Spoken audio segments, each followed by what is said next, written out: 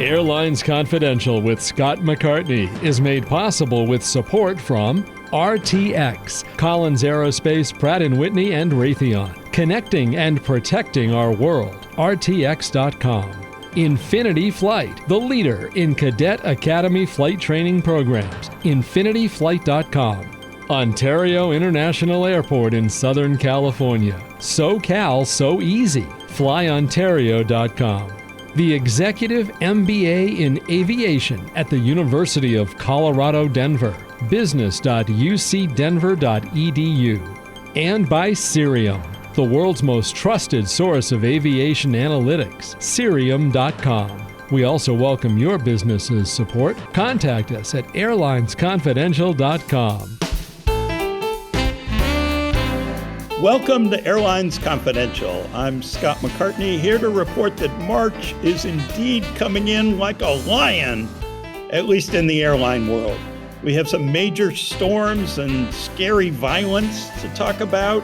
We have blame and confusion at major air travel players. We have breaking news about Spirit Airlines. We have an interesting frequent flyer program strategy to talk about.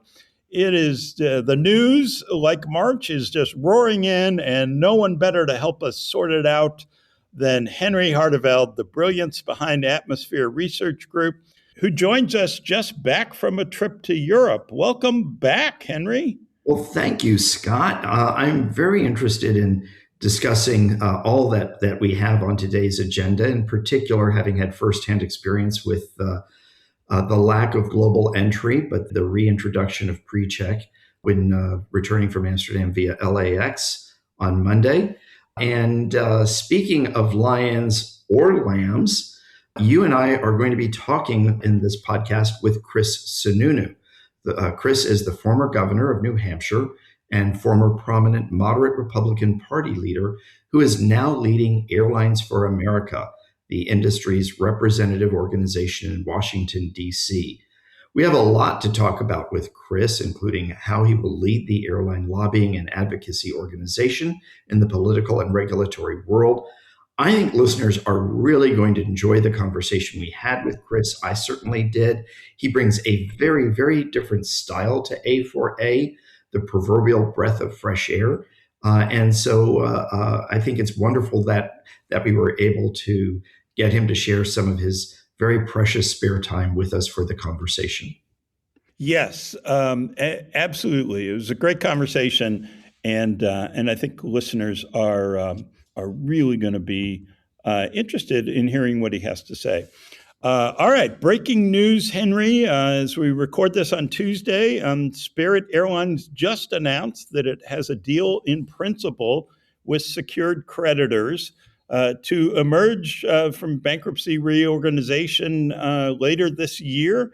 It will emerge as a much smaller airline, and with that, Spirit hopes to reduce costs, get reset both revenue and expenses, and return to profitability. We don't have a lot of details yet. Spirit will be presenting all this to the bankruptcy court. But very interesting. We had been assuming that Spirit was going to need a new infusion of capital. It looks like they're going to try and do this without that. And so it'll be interesting to see if this reorganization is more successful than the first one. But certainly, Spirit's done an interesting job managing it, Dave Davis and the rest of the team, of keeping it going despite the significant monthly losses that it has been putting up. So we'll see. There may be more to this in terms of the creditors bringing new capital or forgiving a significant portion of debt that may make the finances at Spirit better. We just don't know yet, but it is progress. So it'll be interesting to see how all this shapes up this spring. Yeah, one thing that I noticed, Scott, in a news report that I read written by Leslie Josephs at CNBC, is that under the plan, the airline will not only have reduced costs, but it claims it will have cut its debt and lease obligations from $7.4 billion to $2.1 billion. Now, $2.1 billion is still an awful lot of money. We can't just say, oh, that's nothing. It's a lot of money, but that's a significant reduction in debt and lease obligations. What's also interesting to me is that it looks like Spirit is borrowing a page from the Allegiant Airlines playbook, which is fly a lot during the busier times of the week and busier times of the year, and scale back during the off-peak days and months. We'll see if that works for them. Yeah, very interesting. And I would assume that in exchange for forgiving $5 billion of debt, the creditors are going to get equity in the new company. At some point, they'll try and go public to get repaid, to cash out. It'd be interesting to see if Spirit can make a go of it. To your point about the Allegiant playbook, I think they're getting rid of a lot of airplanes and a lot of the newer airplanes, and trying to stick with the older ones, which will be less expensive. And so, if the airplanes are less expensive, you can let them sit, on Tuesdays and Saturdays or whatever, and it's not so much of a financial burden as an expensive new airplane that you need to keep flying more. Correct.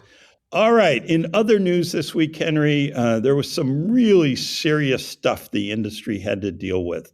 A huge nor'easter shut down airports in the Northeast at the start of the week. That came after the Department of Homeland Security said on Saturday it was going to suspend TSA PreCheck because of the government shutdown of Homeland Security funding, only to reverse itself on Sunday amid an outcry and the reality that PreCheck actually allows TSA to operate with reduced manpower, saves manpower. Obviously, the administration wanted to ratchet up the pain and pressure to get Congress to approve Homeland Security funding, much as it did with air traffic controllers during the whole long government shutdown last fall. Homeland Security, interestingly enough, did suspend Global Entry, the trusted traveler program at Customs and Border Protection. That one, to me, is even more confusing since Global Entry is largely an automated program requiring minimal manpower for the number of people it processes. Once again, I think it's clear the government is using travelers as pawns to gain political leverage. Yeah, and I have to tell you, obviously the timing is no accident. They announced this just before a lot of the elected representatives in Congress were going to be returning from their recent recess. So yeah. Undoubtedly hoping that some of them would get snared up in longer lines. They ended the police escort that is provided to these elected officials and some other VIPs at airports with the claiming that those resources could be better reallocated elsewhere. But to your point about suspending Global Entry, my understanding is that Customs and Border Patrol was funded as part of the, quote, big, beautiful bill, unquote, that was passed last year. Global Entry and TSA PreCheck, by the way, are also both paid for services. They're obviously optional. People opt in to pay for them. And whether they pay themselves or it's paid on behalf of a credit card company or someone else, there is money exchanged. The government is collecting money for that. And as you said, Global Entry really makes the throughput of passengers far more efficient through the passport control process. I flew back through LAX yesterday. I was prepared to use the mobile passport control line, but an LAX airport employee who was guiding people to the different areas suggested to me that the regular line would actually be faster because, and this was a surprise to me, the regular line was using facial recognition technology. He said it's very similar to Global Entry in that regard. And while it was a long line, my KLM flight from Amsterdam arrived after a flight operated by Qantas from Australia, a Japan Airlines flight, and several other international inbound flights. The line moved constantly. I waited in line maybe 15 minutes, not fun, but the line moved. And Yeah. the process itself was swift and efficient, and that worked. Now, there's more serious news, Scott, very serious news that we need to also recap. This Yeah. past weekend, there was also violence in Mexico as a result of a drug cartel leader being captured. That led to a lot of violence in Guadalajara and Puerto Vallarta, which in turn led to the cancellation of flights, both from the US and some domestic flights in and out of both cities' airports, and that stranded thousands of travelers. Americans were told to shelter in place. And while we can certainly joke about, oh, it must suck to have to shelter in place if you're at a resort in a beautiful place like Guadalajara or Puerto Vallarta, if you are planning to go home, if you've got kids who are supposed to be back in school, if you've got work that you're supposed to show up for and you can't work remotely, it's stressful.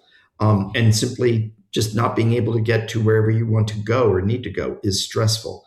US Airlines have begun operating flights into Puerto Vallarta, at least. I'm aware of that. And flights to other destinations in Mexico, thankfully, were not impacted, at least as of yet. And hopefully it will stay that way as well. Scott, in a much less violent dispute, Airbus has softened its output target for 2026. What's also interesting is they publicly blamed Pratt & Whitney over engine supply shortfalls. This has been an ongoing tug of war between new airplanes and aircraft grounded for repair, which should get the fan blades, which in turn are in short supply because of a manufacturing defect. A contaminated coating was used that has forced Pratt to replace fan blades on thousands of engines. Previously, some airlines had complained that Pratt was favoring new engines so that Airbus could get paid for the aircraft that they're delivering. And now Airbus is saying Pratt is favoring the repair of grounded aircraft. Earlier this month at the Singapore Air Show, Pratt said it had reduced the number of grounded A320 and A220 aircraft by about 20% from 2025's peak. And that's good. But there's obviously still a lot left to do. Pratt says the issue will continue until, get this, the end of the decade. We'll see what happens there. Hopefully, it will not take that long. Hopefully, they will find a way to resolve this. And it will be interesting to see how the Pratt and Airbus relationship is repaired. So, Henry, some big news here at Airlines Confidential. We have a new sponsor, an organization that is probably familiar to many listeners. I'm thrilled to tell everyone that the University of Colorado, Denver Executive MBA program has become a sponsor of the podcast. As listeners know, Oscar Munoz, Charles Duncan, and I are all teaching in this exciting new program. Sean Donahue, who was on the podcast last week, will be teaching as well. The program right now lining up its second class of students. The first cohort is already underway. I think this program can have major impact, both in changing lives and advancing careers for students and for creating a wise and talented pool of future airline and airport executives who will bring a lot of learning specific to the aviation business to an industry that is constantly grappling with some of the toughest problems any business faces. This is a game changer, and we're all thrilled to help get the word out about it. So here goes.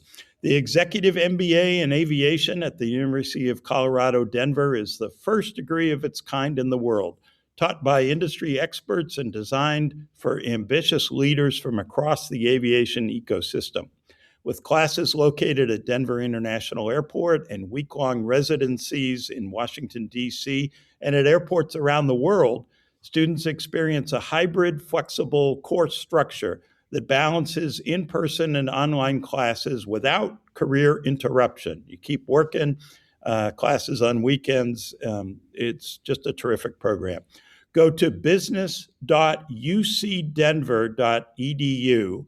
That's business.ucdenver.edu to learn more. Okay, Henry, One more news story I'm eager to get your take on. United Airlines said that holders of its co-branded credit cards will earn more miles on flights and get lower prices for award redemption. United will do that by reducing earning and increasing redemption prices for customers who don't have a United credit card. And when you go to use your United miles, the airline will show you a price for card holders and a higher price for non-card holders. So each time customers will see how much they could save if they bought a United credit card. Seems to me this simply reflects the importance and profitability of credit cards in loyalty programs. It also would seem to say that low status people, those who don't fly United a whole lot, aren't important to the airline unless they have a Chase credit card co-branded with United. What do you think of all this? Well, Scott, in my career, I've actually managed these programs when they were really called loyalty programs, and they were about loyalty. And we have to remember, loyalty is an emotion, and it's a two-way street. These transitioned, though, starting back around 2012, when Delta was the first airline to embrace the revenue-based spending model, and then incorporated Amex, its credit card partner, as a key component of that. We can't call these loyalty programs anymore, and we can't and shouldn't call them frequent flyer programs anymore. Yeah. These are travel spend programs. And what United is saying to people very clearly is, if you don't carry a Chase co-branded credit card with United, you literally do not matter as much to us. Your money is not as green as the person who has that credit card or one of those credit cards. That's United's prerogative as the business owner. And they certainly have created a lot of incentives for people to carry the credit card. Now, in some ways, they copied Delta. Delta and Amex give you a 15% discount on award redemption if you have one of the qualifying Delta American Express co-brand credit cards. And in United, I'm a member of the United Mileage Plus program, have been since it started. And I have Premier Platinum status with the airline. And what I would get as a non-card holder with United is 7 miles for every eligible dollar I spend on United. If I have any card, co-brand credit card, that jumps up to 10 miles per dollar spent. And if I have a United Explorer card, I could earn 13 miles per dollar spent.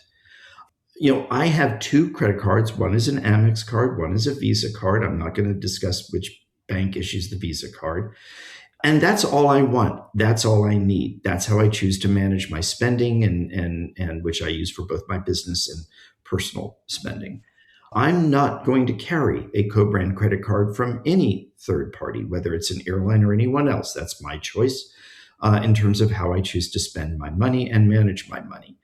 But what this does is feed the decline that we are seeing in our research about brand loyalty to airlines.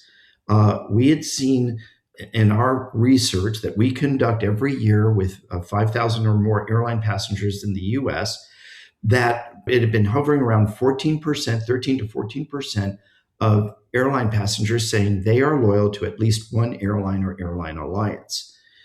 In our 2026 most recent survey, that has now declined to just under 12%. Wow. So congratulations, airlines. You're so focused on the credit cards that you're killing people who might otherwise form loyalty to you. I consider myself a free agent. I know a lot of other people who consider themselves free agents. And I think that, there's a risk some of this might unintentionally backfire on some of the airlines. That's fascinating. Really, really is. It seemed to me Delta was kind of offering more of a carrot, right? And United more the stick. Delta rewards you if you have the Amex card with something extra, but United penalizes you if you don't have the credit Well, card. Is that right, or am I wrong? yes and no. I mean, what Delta doesn't give you bonus spending. Well, they may give you bonus spending if you have one of the qualifying Amex cards. But United has plenty of carrots out there in its offering. I mean, there are people who do play the points game and play it very intensely and very passionately, who would look at this and say, if I carry a certain Chase United card, I can almost double the number of miles earned on my eligible spending. And for them, if that's what they value and if it works for them financially, terrific. And that's fine. And they have the carrot in that they do offer lower award redemption levels. Again, that's fine. That it's how United is choosing to go to market. But there are people who can't or don't want to get another credit card. And there is a risk that some of those consumers may say, well, United just really doesn't value my business or me. So I'm not going to avoid United, but I won't necessarily seek them out either. Right. And United would say, well, those people are only flying us once or twice a year anyway. And again, that's a fair point. And Doug Parker, when he was at American, said that roughly 85% of the airline's passengers flew the airline only once a year. And that number is still roughly in that same neighborhood. It's probably the same at United. It's probably the same at Delta. It's probably the same at several other U.S. airlines. And that's okay. I think what is a concern, however, is, especially given the larger affordability crisis that exists, there are more people defaulting on credit card debt right now. There are a lot of other very serious macroeconomic challenges that we face in the United States.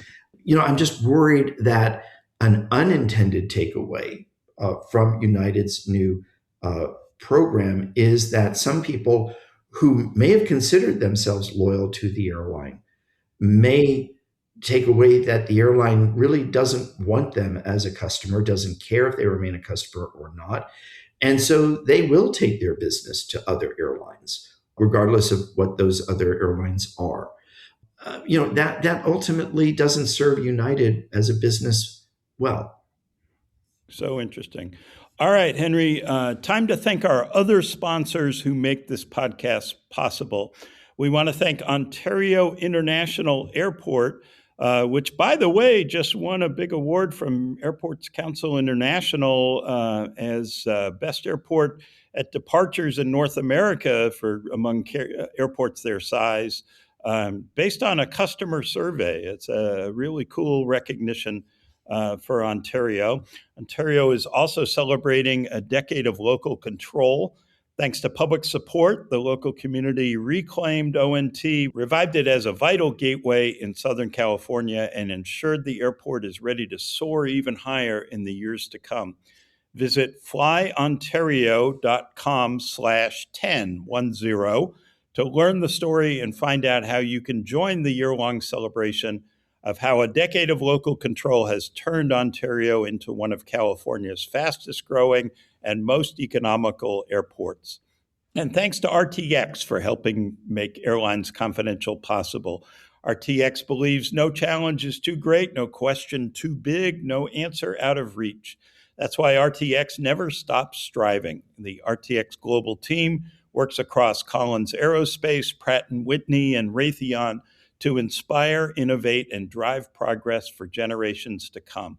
RTX pushes the boundaries of known science and finds new ways to connect and protect our world. Visit rtx.com to learn more. Scott, in addition, we sincerely want to thank Infinity Flight Academy, the leader in cadet academy training programs, for helping us bring the Airlines Confidential podcast to you. Whether you're looking to build a custom pipeline or strengthen your existing pilot cadet program, Infinity Flight Academy delivers consistent airline-ready results.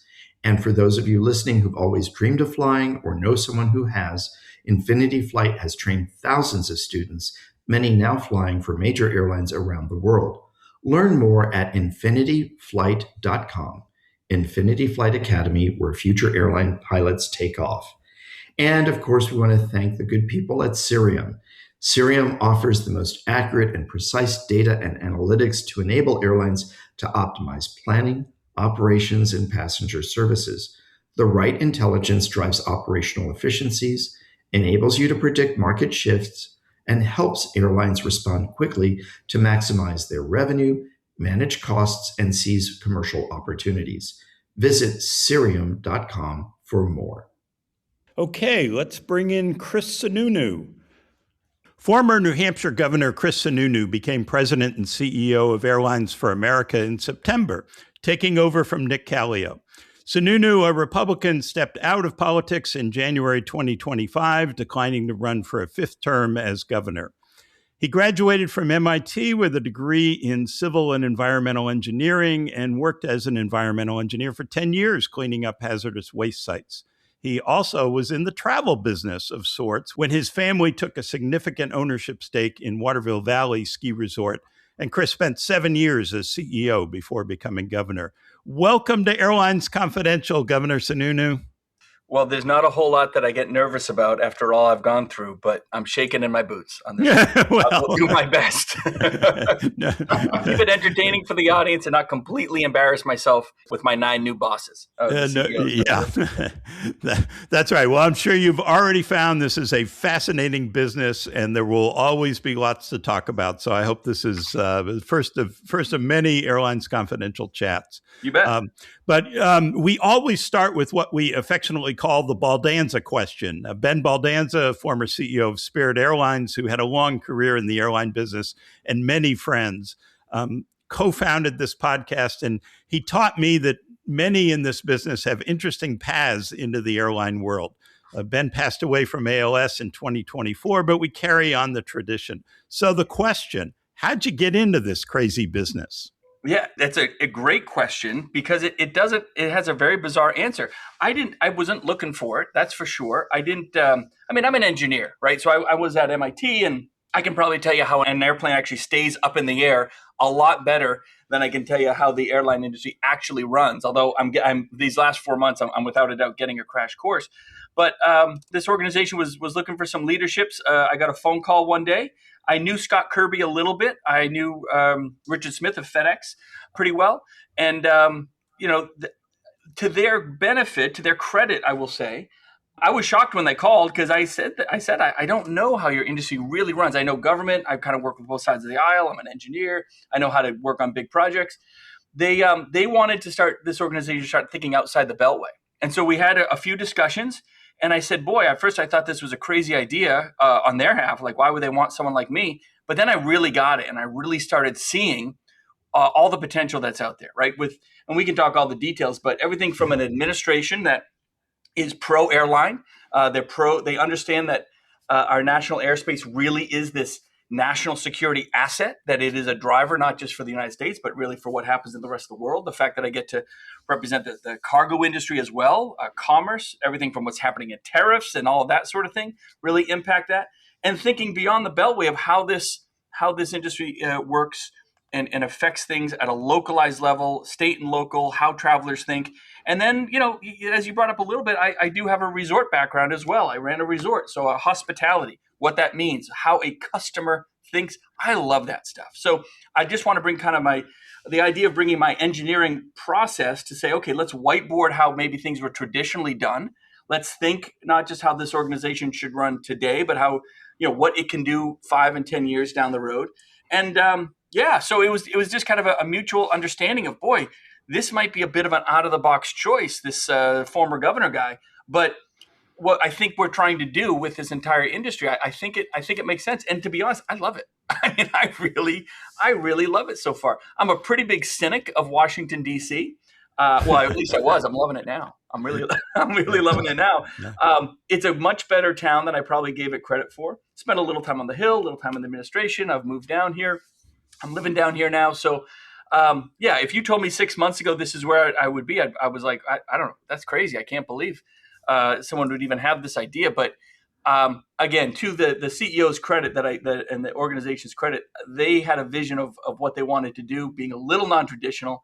And that excites me. I like to be creative with things. And and kind of bring both the politics and the engineering to bear.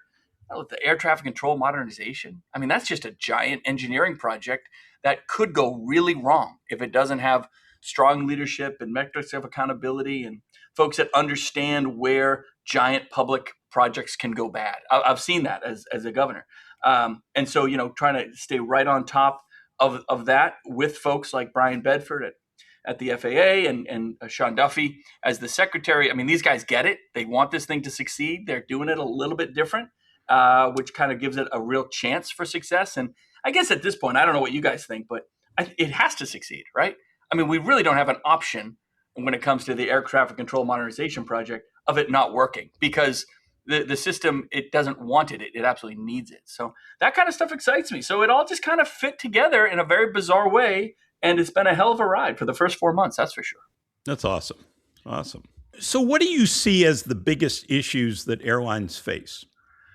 Look, I keep going back. I think the biggest issue really is air traffic control modernization. As you know, you guys have done a ton on this, and you can't say enough about how antiquated the system is. It's not broken, but it is on the verge of not working to certain extents. Now, the airspace is very safe.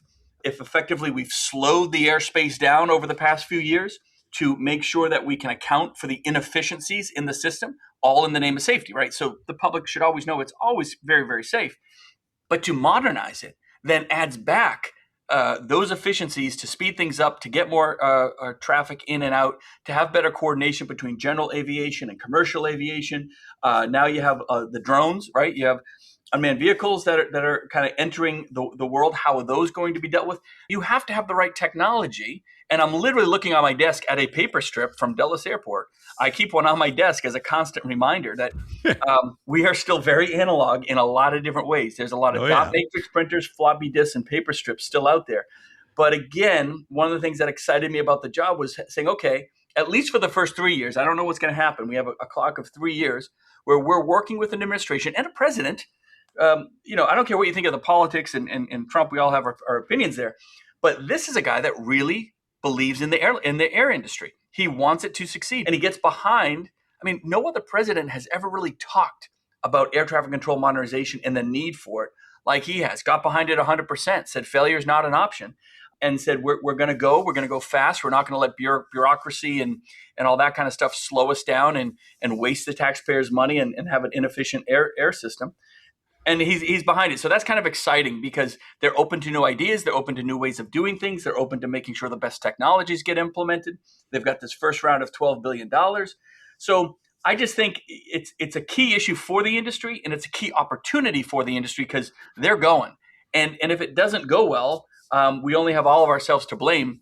It isn't just on Brian Bedford at the FAA or Sean Duffy at DOT or the president or just the private sectors, the controllers themselves. It is a full-blown team effort. And one of the things that was pretty cool when I came in, I was a little before I got here, Airlines for America, Sharon Pinkerton, who you guys may know, she's just absolutely brilliant on policy and stuff. She really led the charge and put together the Modern Skies Coalition. Well, what is that? It's like 60 plus organizations that typically have varying points of view. They've conflicted. It's a combination of the airlines themselves, the manufacturers, the labor unions, all the advocacy groups on both sides. Everybody's coalesced together around air traffic control modernization. They all agree on how important it is. And it's really the first time this has ever happened. And it's an amazing galvanizer for the industry because everybody's on board with it has to happen now. This is our shot. We all have to be together. We're going to have little differences on other issues here and there. We're going to have fights, whether it's on Capitol Hill or with regulatory issues here and there. But on this issue, we're galvanized, and we need to show that strength as a group with this Modern Skies Coalition. And it's an incredibly powerful, I won't call it a lobby per se, but a voice on Capitol Hill and within the Department of Transportation. When issues come up and that organization gets behind something, people really listen because they know literally everybody is behind it at that point. And so therefore it must make sense. We got to go fast. So the things like that have happened even, well before I got here also give me a lot of optimism that it's going to take a lot of work, a lot of management, a lot of metrics of accountability, a lot of standards and goals that have to be met, a lot of transparency. But if you achieve on all that, this could really come out awesome. So, Governor, it's Henry. I agree with you, Governor. And as someone who's spent the past 25 years as an industry analyst with a strong focus on tech, you are absolutely right. I mean, the FAA is running on a lot of legacy technology. It's failed before. We all suffer when that happens. But one of the things that just illustrates to me also how behind the times some airlines can be with tech is when you're waiting to board the flight and you hear the dot matrix printers at the gate going. Oh, yeah. And it's kind of like, oh yeah, welcome back to 1982. Yeah. So, Yep. that's obviously airlines' decisions and airports, but you're right. The technology issue is massive, and it's not an easy problem to fix. And I do share with you the support for this administration in terms of recognizing we have to not just fix, but vastly improve. Yeah. Legacy systems are a huge issue across this entire country in every industry. When I became governor, we still had computers, and I called it the blinking green cursor project. Some of our accounting systems, the hardcore legacy systems there had never been turned over because it is not easy to turn all that over. You're turning over data, programming languages, all that sort of thing. And so when you have something like an airline that is truly a 24 airlines aren't shutting down for a few days, right? Oh, we're going to take a week off and rebuild our system, and we'll turn it on in a couple of weeks. And they're 24-hour a day, 365 operations. It's incredibly difficult to transfer over some of those legacy systems. It takes a lot of money, a lot of effort, because if there's a slip up, if it doesn't go well, holy cow, are you in trouble? Southwest is a good example, right? It wasn't so much a legacy system change, but a huge operational change when just last month they started having people have assigned seats. That sounds simple to you and me, but holy cow, is it massively complex. And to their credit, they did a great job. I mean, with very, very few problems. That could have gone haywire a lot of different ways. So it's hard, but you got to do it. You got to make those investments. The airports, look, and I don't want to pick on the airports per se, but some airports are really great with advancing not just their look, better restaurants and better shopping facilities and, better quality walkways and all that sort of thing. Some airports are really good at the technology, moving that forward. And to be honest, some airports are really antiquated. Maybe they're smaller, how they're all managed. I think people always forget they're all managed differently. Some are owned privately. Some are managed by municipalities. Some are managed by, airport port authorities, if you will. Some report to the state level. Some report to the local level. Some are run by nonprofits. Some are run for profit. So that inconsistency of how such a major aspect of this industry works creates quality control issues at times. And there's no one individual or one group to blame for that. It's just the nature of this thing over 100 years developing. Airports kind of popping up here and there, patchwork effectively. Where there was a need, an airport would pop up. And how that airport would run and operate and the dollars it had to invest in its systems, that's just all very, very different. So, I think it's hard for as a consumer sometimes to appreciate, there's a reason why, O'Hare is one way, and I don't want to pick on I'm not going to pick a small airport that isn't doing it well. I would, there's a lot of them out there, right? We all know some of the smaller guys that just maybe don't have the opportunities for expansion. And even at the federal dollars, that's another thing. So much of the airports get funded by federal dollars. There are airport authorities and groups that are so large, they have teams of lawyers and grant writers. They know how to lobby for dollars. The smaller guys don't, right? The smaller guys are just running their darn little operation, and they get left out because the bureaucracy of applying and submitting for federal and state dollars to improve their infrastructure can be so complex, so difficult. It can take literally months to fill out applications to get some of these infrastructure dollars. I know that because I was governor and I saw that in a state that had medium and small size infrastructure. Some folks can handle it, and some folks just didn't have the expertise and the dollars to pay people to make sure that they were put into the front of the line. So, it's not just when you see a lack of infrastructure, it's not just because they're not paying attention. It's because sometimes the big guys get all the goodies, and the little guys, and I would argue the smaller airports really have an opportunity, or America has an opportunity to focus on them as folks are maybe choosing to use some of these secondary or ancillary, airport opportunities. And not everything is Boston Logan and Chicago O'Hare and LAX, right? There's a lot of these smaller guys out there that are sprouting up. But again, they need to have access to those funds and those opportunities that everyone else has had over the years.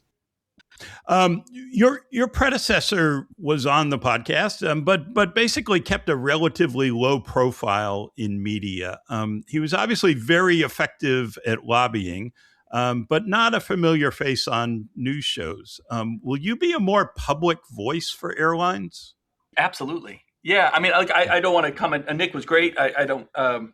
Again, he wasn't maybe out there as much, but I'll just say, look, my style is to be super transparent, hopefully be a good communicator, and be someone who can translate what's happening from the inside to folks that just need to digest it, but not get overwhelmed with. They don't want to get overwhelmed with every detail of air traffic control technology. I mean, this podcast is great for that, right? This is kind of airlines folks that really get wonks, if you will, that get into the meat of it. But when I go on CNBC or I go on CNN, it's all about, look, I'm not going to bore you with the lobbying aspects and the battles that are happening necessarily within the Beltway on the shutdown. But here's really what the American consumer needs to know. Here's what the American public needs to know, where it's going, what the expectations are, and not just put a positive spin on it. But I'm a huge believer that when you're super transparent, you can work with both sides with a smile. You can disagree with a smile and all that sort of thing. People might not agree with you, but they're always more willing to go along with hard decisions and understand why certain things are or are not happening. And so it's not just, well, we have these 4 talking points to say. You got to kind of make sure people want to engage in this issue and understand what it means. And I think one of the areas that this industry has not done a great job on is communicating all the wins that it's had, right? So, for example, when I hear certain senators say, well, the airlines are terrible to customers and the airlines don't know what they're doing and the airlines are just out for huge profits on the backs of, are you crazy? I mean, nothing could be further from the truth. When I got here and I started looking at the data, the average profit margin in this industry is 4.5%. That's when there are profits. When there are profits, right? It's unbelievable. I mean, God bless Delta there. Delta and United do very well with their profit margins, 8.5%, 9.5%. I don't know any industry leaders in major industries in the world that have profit margins that low. Why? Because of the competition. They're creating opportunity. So that's why we have so many families that are traveling now more than ever before, because it's more affordable than ever before. Why the loyalty points programs are so critical to our industry. You're going to take that away from America because so many Americans get to fly and go see grandma on the holidays or whatever. Why? Because they bought their groceries with the right credit card. They get that back in points. And so therefore they can travel like everyone else gets to travel. There's a lot of families that take advantage of that. And the fact that you have guys on Capitol Hill that want to take that away it is just insane to me. The fact that you can go through a TSA line in about 90 seconds, as opposed to 90 minutes. I mean, that used to, the average TSA wait has dropped so much over the past 10, 15 years because of pre-check and clear and all that kind of stuff.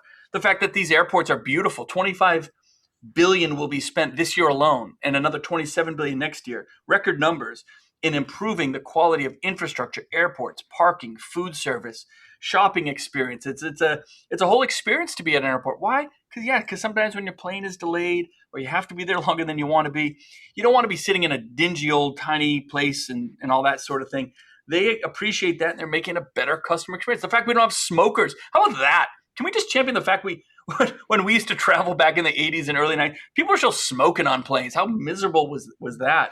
And you don't have to worry about that sort of thing anymore. So there's just so many wins out there. I could keep going that I just don't think this industry has done a great job promoting. And this organization, I think, has an opportunity to do it, right? Traditionally, a trade association in Washington is about lobbying and all that sort of thing. And that's important, right? I'm not a registered lobbyist, but I kind of manage the lobbyists per se.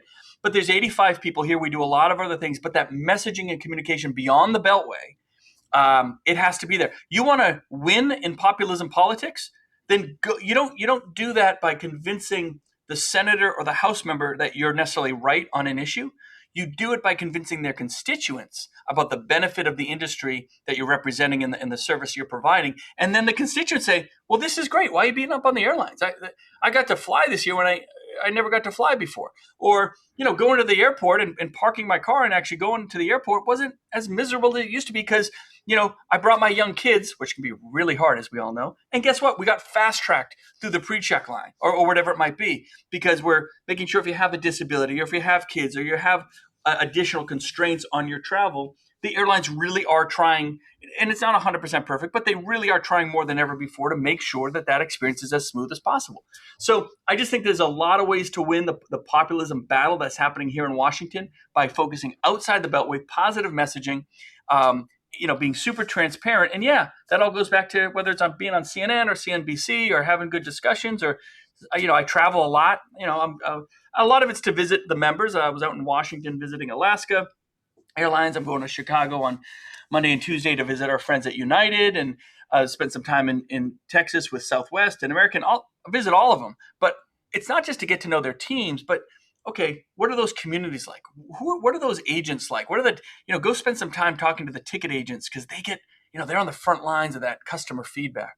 So I just think it's really important to spend a lot of time outside of the norm to really have an opportunity to do things a little different and message this thing the right way and raise the profile of a national strategic asset that I just think is unnecessarily kicked around a little bit too much. And maybe over time we can actually get to a point where people are really appreciating what these airlines, what the entire industry has built.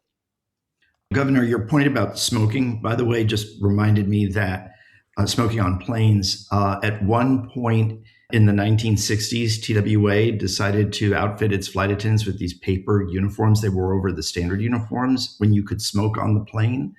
Whoever thought that was a good idea, I don't know. You're kidding me. I know that my dad accidentally set at least one of those paper uniforms on fire at least one time.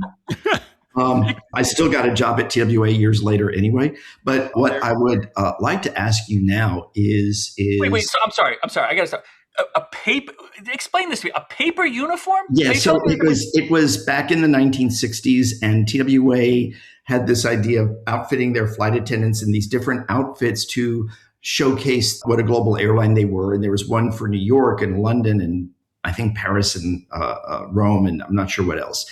It's one of those things that probably sounded great to a bunch of men sitting around a boardroom table, but they clearly didn't think through the reality and execution of it. It didn't last very long. I know that surprises you. No, are there any airlines? Do you guys know? I wouldn't know. Are there any airlines internationally, obviously not here in the U.S., that still allow smoking? Does anyone allow it? No, I don't think so. Right? Yeah. No. But sometimes you'll still find some of those older models, the old 737s or whatever, that still have an ashtray in the bathrooms, right? Yeah. I find that hilarious. So I would like to ask you a question about the regulatory environment for airline mergers right now. There's the proposed merger on the table between Allegiant and Sun Country, and most people view this as complementary. They don't overlap very much, and going in, it looks like something that should pass examination, but you never know. But it's possible other mergers could emerge in the next 2 or 3 years time. I'm just curious, what do you and your colleagues at A4A see the environment like for mergers? Do you think it is one that would be supportive to mergers overall, or do you think it's going to be tougher than people might expect? Yeah, so I'll tell you, my quick 2 cents is there has to be something really devastating to not allow a merger to happen, right? We obviously don't have monopoly problems here, right? We have a lot of competition. Prices are incredibly low. The average price of a ticket right now is rivals that of a 2019 price. I mean, it's deflated. It's unbelievable. Everything else in the world has gone up 35%. So you don't have monopolistic issues there, and so I know the previous administration, the Biden administration, obviously, shut down that merger between and the deal between JetBlue and Spirit, and that was a huge mistake because it seemed political and unnecessary, and probably did a lot more harm than good. So no, generally speaking, if it makes sense for the airlines, that are looking to do it, and you're not, it's not, cannibalizing a huge part of the market, you got to let it go. And I think this administration, again, I would never speak for the Department of Justice, and we haven't had direct conversations or anything because everybody gets involved with these merger discussions. I think they're definitely more open to it than the Biden administration was. I mean, look, I don't want to get overly political, but there was virtually nobody in this industry that would tell you the Biden administration was good for airlines. Oh my God. I mean, the regulatory brutality. And sometimes I got in and I just started, the first thing I started looking at was all these different rules that had come up between 2020 and 2024. And it was wacky stuff. So that administration just didn't want to look and say, well, how do we make the airline system work better? How do we make it a better product for the customers? It was all about lots of regulation, lots of lawyers, lots of fees and fines in an industry that barely makes any money to start with. So I would hope this administration would have a positive outlook on it, on mergers. Every deal is going to be different, so you got to be careful of that. But generally speaking, I think you should always be in the mode of say yes unless there's a really, really huge, stark, compelling reason why it's a no. And so far, the last few attempts at mergers I've seen in this industry probably should have all been yeses, frankly. Well, Governor, this has been fascinating. We really appreciate your time, your efforts, and your voice. Did I do okay? Yeah. Am I going to get emails from the airline industry mocking me? Who the hell are you to come into our industry? I don't think so. No, I don't think so. Boy, that's not. You don't think so? That's not very oh my God. Thanks so much for being with us, and we will be right back with more on Airlines Confidential. Promotional support provided by the Ultimate AvGeek website, theairchive.net. A vast collection of airline memorabilia, timetables, route maps, rare cabin and airport photos, special flights, and more. All at theairchive.net, the hub of air transport history. Thanks again to Chris. Fascinating discussion, and look forward to checking in with him from time to time as things develop in the industry. All right, Henry, in the mailbag this week, we have a recent email just on top of the news. Ryan in St. Louis asks about the suspension of the Trusted Traveler programs that we talked about at the top. Ryan says, "Hi, Scott. I'm a longtime listener. I have thoroughly enjoyed the guest co-hosts and have loved the tribute you continue to pay to Ben." Thank you, Ryan. I really appreciate that. Ryan says, "I have a question regarding the recent suspension of TSA PreCheck and Global Entry. If there is a budget reduction, why does it make sense to suspend programs that are designed to screen more passengers in less time? Am I missing something?" Well, Henry, is he missing something? No, I mean, I think a lot of people are scratching their heads over the decisions that were made to suspend PreCheck and to suspend Global Entry. Both are designed to improve efficiency, improve passenger throughput, and take some of the stress and strain out of the travel journey for eligible passengers. If anything, we should want more people eligible for PreCheck. We should want more people participating in Global Entry because they do expedite the process. They do make things more efficient, and they free up remaining staff for travelers who may need extra assistance or justify some extra time with a customs officer as they're coming through. None of this makes sense. None of it, especially because in the case of CBP, it was budgeted. These are paid for services. It's clearly political. It's clearly designed to inflict pain and use travelers as pawns, as leverage. And it doesn't matter what your political affiliation is. It's wrong to take this out on the general public. There is no logic here. Yeah, no, I think what Ryan's missing is that it is political. I mean, that's the bottom line to it. I worry a little bit too. These are programs that enhance safety and security. It was described to me long ago that, like with PreCheck, basically screeners are looking for a needle in the haystack, and PreCheck makes the haystack smaller And so you have more attention paid to the people you don't know anything about. And I would say global entry is very much the same. Before global entry, you remember global entry was largely a solution to huge long lines at CBP checkpoints at airports. And I sure as heck hope we don't return to those long lines.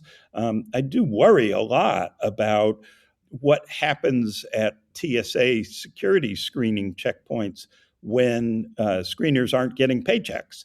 Right. And, are they not going to show up for work because they're not getting paid? They will eventually get paid, but and we've seen this before. Start, driving Uber or other things to be able to pay the rent. And is that going to mean long lines at airports? Right. I think the administration is looking for those long lines to pressure Congress into a resolution. But I hate that airports and airlines are the chosen vehicle to apply that pressure. All right, one other item in the mailbag. Jim from Oceanside, California, has some reflections on the labor situation at American Airlines. Jim says, my dad worked at AA for 32 years, beginning as a time study clerk at Newark and retiring as general manager at Tulsa. One job he had when American's general office was still in New York was crew scheduling. Imagine doing that without computers. He hated the end of the month, trying to staff all the flights. Pilots would not answer the phone. This was before caller ID. Not answer the phone close to month end, or answer only to say they couldn't fly because they'd had a drink. My point is that intractable labor issues have plagued Americans since at least the 1960s. The unions worked around management to force the U.S. merger. The recent no confidence vote is just more of the same, but I agree that Robert Isom, CEO, is being too passive. Imagine what Bob Crandall would have done. Interesting comments. What do you think of the American situation, Henry? Well, look, we know that American Airlines has been focusing on paying down debt and managing costs, to the detriment of the passenger experience and many other aspects of the airline. My hope is that the airline can figure out a way to address these problems, that ISOM and the board realize they have serious problems to fix. And by the way, I believe they know they have serious problems to fix. Yeah. So it's not going to be easy, it's not going to be cheap, and it's not going to be fast to fix any of these things. They're taking steps, but they've got to be willing to write big checks, whether it's for new seats or in upgrading technology or investing in more new airplanes. But they've got to address the corporate culture. It's not where it needs to be. I realize that there's some issues at play between the Allied Pilots Association and ALPA, and between the Americans Flight Attendant Union, APFA, and AFA-CWA, which represents flight attendants at other unions. But even so, American has got to get its house in order. I believe they will do it. I know they theoretically they can do it, but wow, they can't let it languish like this. Yeah, no, and there is a real threat here from United in particular that I think they're only going to prevail. They're only going to win back market share if the employees are out there motivated to really respond and do well and have a plan that they believe in, and a company that they believe in, management team that they believe in. So a lot of work to do, and we will continue to stay on top of it. Well, that's all for another edition of Airlines Confidential. Thank you, Chris Sununu. Great to visit with you, and welcome to the airline industry. And thank you, Henry. Always great to visit with you. I really appreciate your insights, your research, your knowledge, your experience, all that goes into it. I think listeners really benefit from hearing from you. So appreciate it very much. Thank you. It's always a pleasure to be on the podcast with you, Scott. Have a great week, everyone. This podcast is produced by Mass Media. Info@massmedia.net.